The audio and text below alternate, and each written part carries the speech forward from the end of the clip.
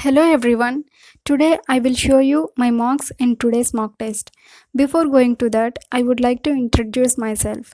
I am Anisha. I have completed BTech and now preparing for bank exams. Now I will show you my marks. Today I have attempted a mock test which is a sectional mock of quantitative aptitude. I have attempted 29 out of 35 in quant.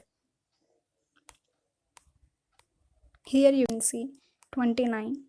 Out of 29, one got wrong, but actually my accuracy is 100%. But due to some technical problem, it shows my answer was wrong. That's why I got 27.75 marks. My intention is not to blame this test series because each one of us make mistakes. What my intention is, we can learn from this today's mock test. After analysis, I have realized that I was not able to attempt 3 questions even I knew the answer. Why it happened? Because I have written this test in my phone. While solving DI on line graph, it took more time to write values because all the lines are very small to see.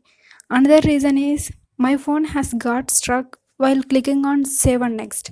This was also happened in my actual exam. It really takes our time away.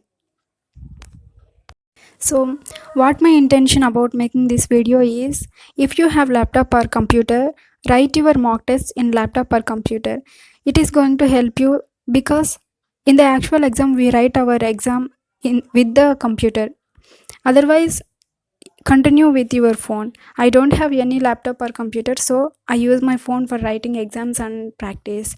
Second point is, after exam we must analyze our weak areas and work on those weak areas like arithmetic questions. Third point is your marks in mock tests. Sometimes we get good marks, but sometimes very less marks in the mock tests. So don't worry about the marks we get in the mock test, but learn from your mistakes and practice well for the next mock test. Okay, it is all for today. If you haven't subscribed my channel, subscribe the channel for further updates. Thank you.